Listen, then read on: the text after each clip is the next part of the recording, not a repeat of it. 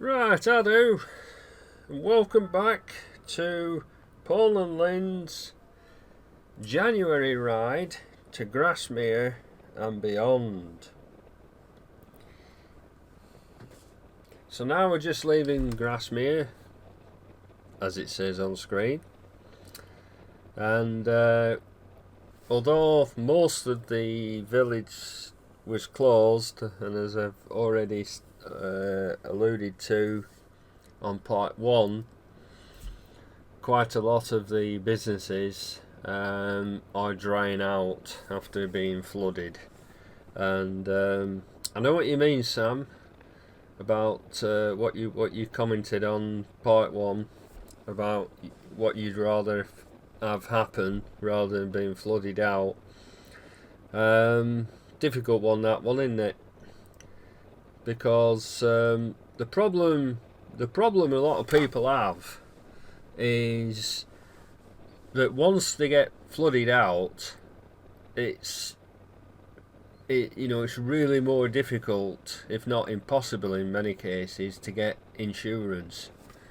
And when they do get insurance, you could go for decades without claiming, and then suddenly, because of mismanaged environment, and that's all it is, mismanaged. And anybody watching this who disagrees, well, it's not just suddenly started to rain heavily. We've had heavy rain many times throughout the decades, but they've cut back so much on the environment, and there's a privatised company now in charge of it, so we'll not say any more on that one. And as I said, they can go decades, people, without claiming, and then when they're unfortunate enough to lose everything, especially on ground floor level, furniture. It's bad enough losing furniture and TVs and things like that. Excuse me. But people are losing irreplaceable items such as photographs and stuff that's on computer now. If they've got the hard drive ruined, and they can't retrieve data. That's the problem with the modern way, and that's why I'm guilty of it as well. But I always say to people, make sure you back any photographs, videos, etc. Make sure you back them up. Ideally, to a home-based cloud. It's all right purchasing gigabytes off companies that do cloud computing, but we bought a Western Digital 2 terabyte cloud device, and that can fail. It's a hard drive just same, but the beauty of it is that it's at your home. It's not it's not somewhere in cyberspace. Anyway, as I said, insurance. So then they suddenly have to claim after no claims, and what did they do? They slap a massive increase on their premiums the next time they renew, if they can get insurance, that is. So talk about a double whammy. And that's really unfair, really is. And a lot of people, of course, the next time they're flooded out because of what happened the previous time, they can't get insurance, so they're not insured, so they've lost everything again and worse.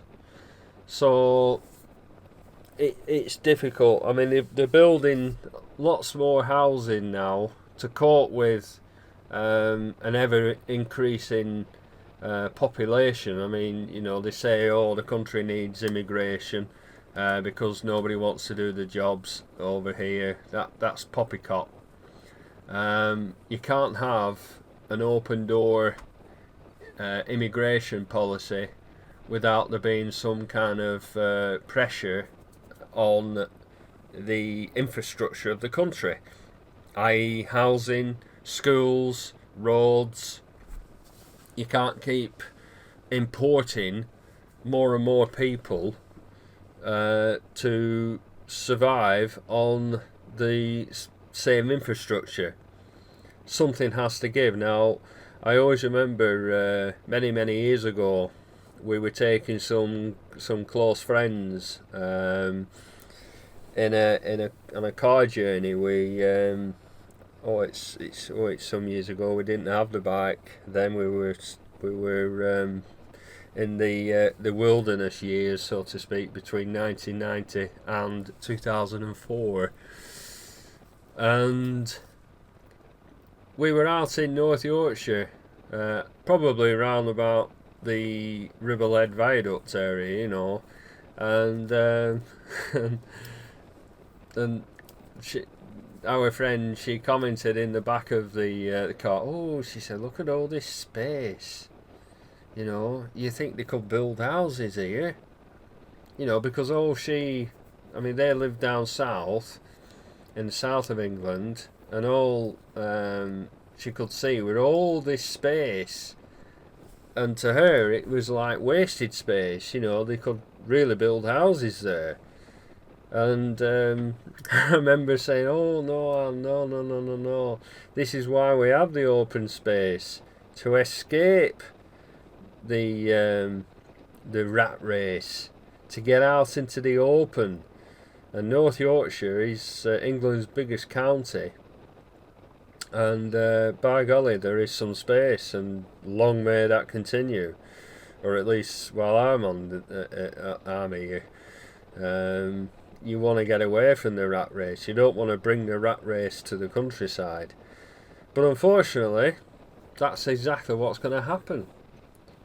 They call it green belt. All this where we're riding now is green belt, and they're going to have to start building on green belt, and eventually you're going to have less and less countryside.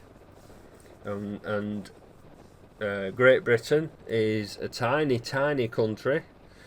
Brian of twowheelobsession.com reminded me, I think he said that Florida alone is bigger than this country. I'm sure he said that. If I'm right, Brian, can you confirm that? But either way, that's just one state that's bigger than our entire country. You know, it just puts things in perspective, doesn't it? So we're a small country. We're an island, thank goodness. We're surrounded by water, so we haven't got the same problems that some European countries have. Which will, as I say, I'm sure will eventually come to these shores, but that's another matter. So, you know, as I said, they keep building housing on floodplains, or where there's a risk of flood, and then when it does rain heavy, and then you get the inevitable, and that's people's houses flooded out. And it's such a shame. You see people, and they just, well, how they continue. I mean, I suppose, you've no option but to continue to carry on. But it must be so hard. I mean, where we are, we're on top of a hill, and the only danger that we face, I guess, is from landslip. This whole area used to be heavily mined, probably in the 19th century. And that's why our particular house, it's a semi-detached, there's just two, us and next door. And apparently when they built them in 1991, they went down 30 feet for the foundation because the land was basically unstable. There were flats, like deck access flats, built on here at one time. So it's reassuring to know that they went down that far for the foundation, you know.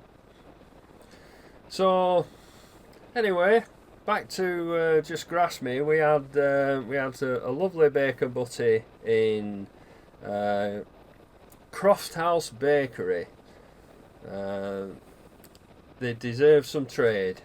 Croft House Bakery in Grasmere, and it was very, very welcome. It really was. And and now we're in Kirkby Lonsdale, a supermarket down there to the left. They've developed this quite a lot over the years. And our next stop is at Devil's Bridge. Now, Devil's Bridge, we normally go on a Sunday, but with the forecast for Sunday wasn't brilliant. But I'm speaking now on Tuesday, the 26th of January, and as it turned out, the Sunday wasn't too bad. It was very warm, extremely warm. At 13 degrees, that's 56 degrees Fahrenheit. But it didn't rain to the extent that they were expecting. It did rain later, probably late afternoon. But for most time it wasn't so bad really. So, but normally we go on a Sunday, but this is Saturday, and there were a few bikes out because obviously we'd, being a decent day and probably seen the Sunday forecast, so they thought, right, well, we better get out today rather than tomorrow. So we just had a brew here, cup of tea for me and a coffee for Lynn, and then we got on our way. Right, thanks for watching. See you on part 3. Bye for now.